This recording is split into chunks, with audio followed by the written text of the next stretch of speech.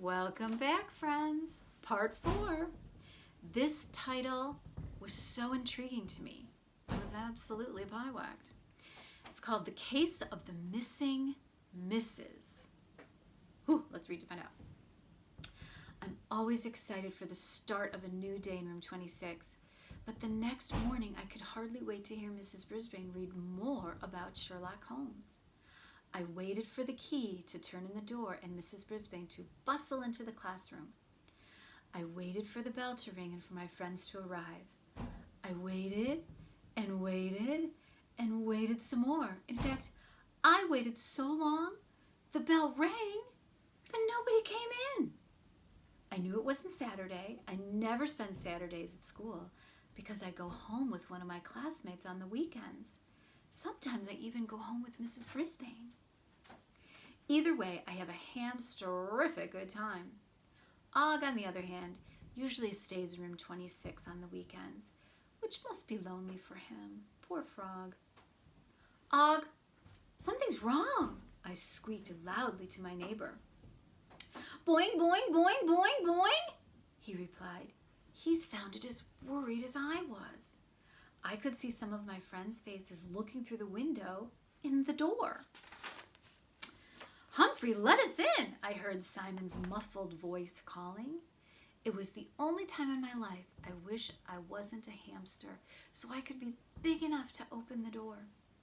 Long after the bell rang, I finally heard some jingling and joggling and the door swung open at last.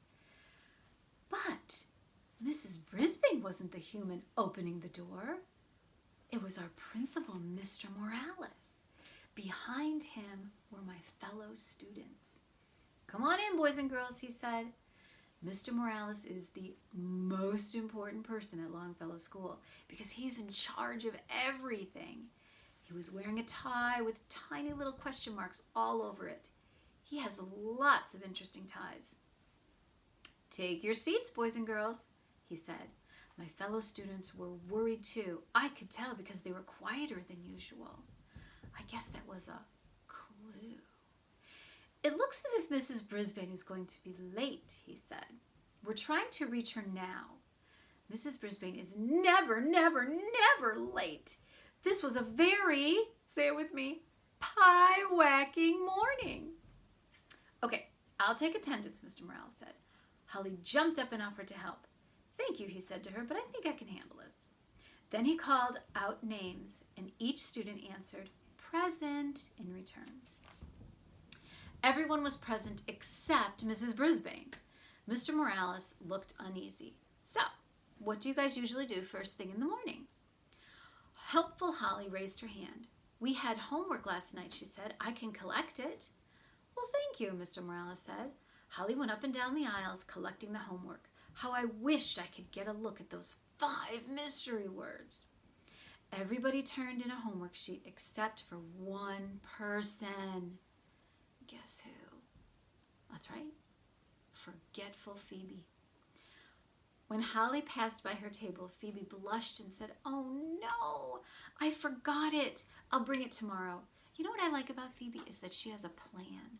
She knows that she forgot her homework, but she's going to bring it back tomorrow. And I like that about students. As helpful as Holly is, she sometimes gets carried away. That's when I call her too helpful Holly. She frowned and said, you were supposed to bring it in today. Mr. Morales stepped forward. It's okay, Holly. We'll straighten things out when Mrs. Brisbane gets here, he said. Whew! I was glad to hear him say that Mrs. Brisbane was coming. Just then, the phone in the classroom rang. Mr. Morales said, oh, and then, I see, and finally, very well.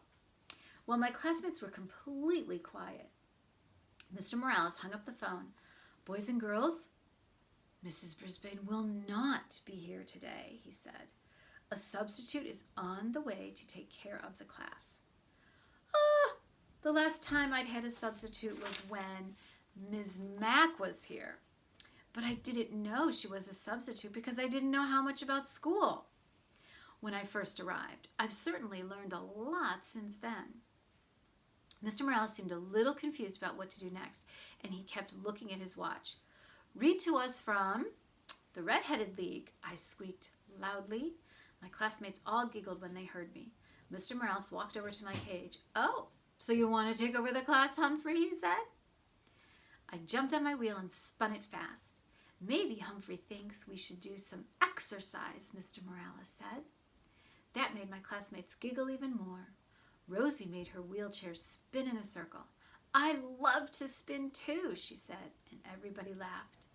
Just then, the door to the classroom opened and a young man rushed into the room. The first thing I noticed about him was his red hair. I think Sherlock Holmes would have noticed that too. I also saw that he was wearing round glasses, and on his shirt was a big button with writing on it that said, "Give peas a chance." Well, silliness. I love any veggies, including peas, so this human and I had something in common. He had a big cloth bag slung over his shoulder, sort of like Santa Claus. It was lumpy and bumpy and way too big for a lunch bag. Mr. Morales stepped forward and shook his hand. "Welcome. I'm the principal," he said. "Mr. Morales." "Hi," the young man said. "Ed Endopoulos." The principal turned to the class and said, "Here's your substitute for today. I expect you to give him your full attention." Mr. Morales laughed, and Mr. Endopoulos gave us a friendly smile. "Hi, kids," he said. "I know Endopoulos is a mouthful, so you can call me Mr. E." There was a few giggles, and Slow-Down Simon repeated the name out loud the way I've heard it. "Mystery! Mr. E!" Get it? He smiled and nodded. "Mystery!